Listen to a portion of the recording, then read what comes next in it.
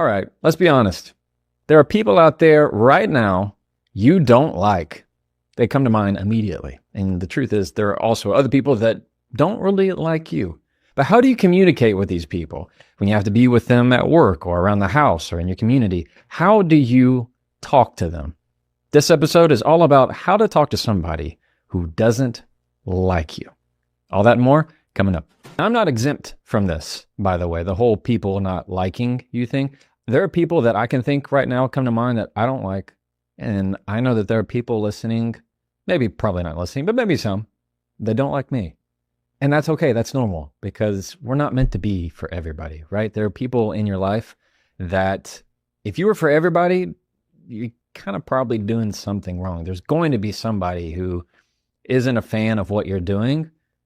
That's kind of a good sign in my world. If somebody is not always a fan of what you're doing, because it means that you're on the right track, you're pushing, you're persevering. Not everybody has to agree with what you're doing. That's my point. How do you handle it? How do you handle it? How do you talk to somebody who doesn't like you or you don't like them? You ready? Number one, treat them like they like you. Talk to them like they like you. I know that sounds counterintuitive. That's the point. There are people that when you come into the room and you know good and well they don't like you, what they're looking for is even more reasons not to like you.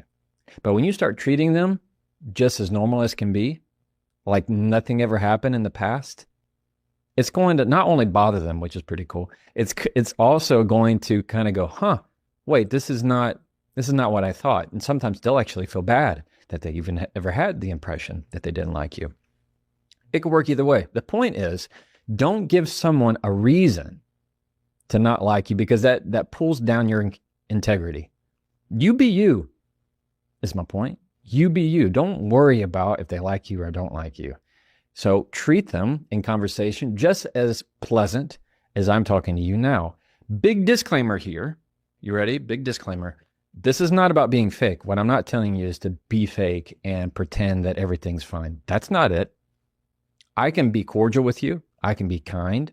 I can be polite. I can be respectful without ever having to do anything with whether I like this person, prefer this person, I'm a fan of this person or not. You just be you, all right? That's all that is.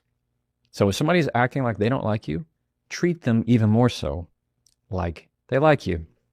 Don't worry about what they're doing. You concentrate on what you're doing, right? And here's the key. Here's the key takeaway, and this is probably one of my favorite points, is if they don't like you, they're not that important. Most likely, they're not that important. If they genuinely don't like you, they're not that important. Why? Because that means they don't know you well enough. They're not in a place where they can really hold any kind of judgment of you. That's really going to weigh on you. So what do? Number one, treat them like they like you. What happens when you're around somebody and you know you don't really like them and they don't really like you, and you decide to kind of shift or shirk them off or act a certain way? All it does is double down on their decision not to like you. All it does is in their mind, they're going, oh, I knew I didn't like this person, because all they're doing is looking for ways to justify, validate, imprint that impression in their mind of that they don't like you. So when you turn the tables and you act pleasant, respectful, you be you, that messes with their head and they go, okay, maybe that wasn't the right impression that I was supposed to have. Maybe that wasn't the right impression I was supposed to have. Number two, if you can't do that, if you go, no, Jefferson, look, I like you, man, but no, I'm not doing that.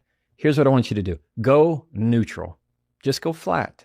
That means I want you to use neutral statements. When you're talking to them and you don't want the conversation to go anywhere, use words that are a stop to the conversation that you can't do anything with. These are neutral words like got it, noted, understood, yep, interesting.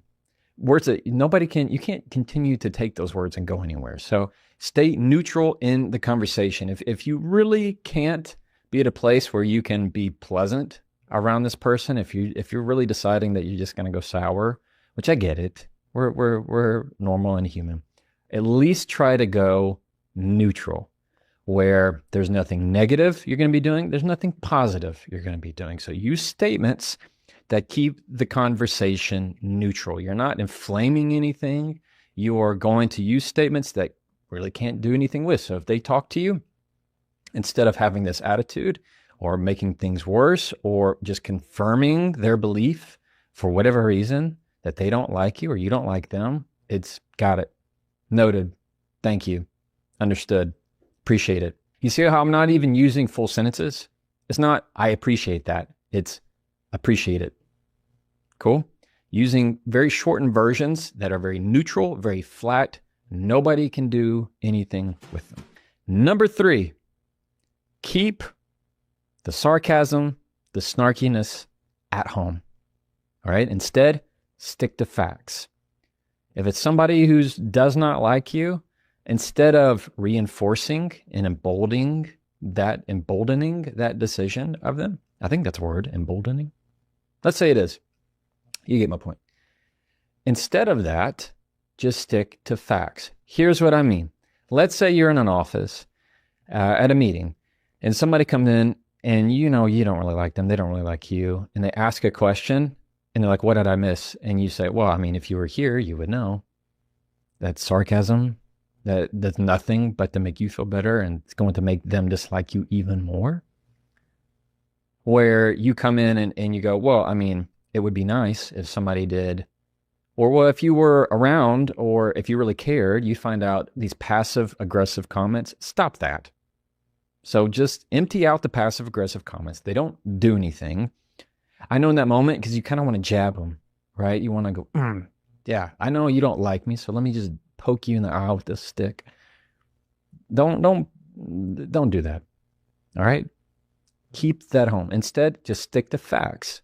Facts as reasons why you're here and why you're going to leave at some certain future.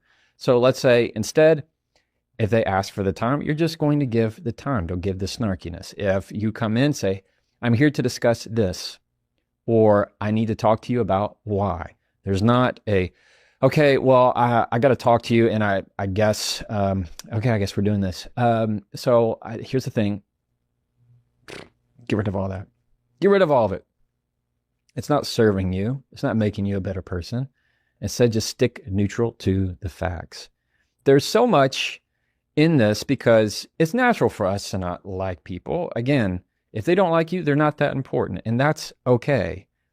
And I can get down with the idea of, if you don't have somebody who's rooting against you, it means you're not going towards something important enough. Like if you don't have, if you're not chasing something, maybe it's a business that you're building, maybe it's a content that you're trying to create. If you have people that are the naysayers, the people that are doubting you, then typically it means, in my mind, your goals aren't big enough.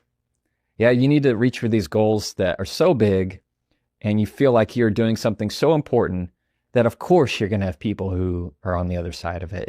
It's a healthy thing. I know it's hard to kind of think in that mindset, but that's at least my outlook. It means if you don't have people that are naysaying, it's because your goals aren't big enough. Now, there are going to be people out there that aren't going to be fans of you just for whatever reason. It doesn't matter. Typically, they're jealous. Typically, they have some kind of preconceived notion.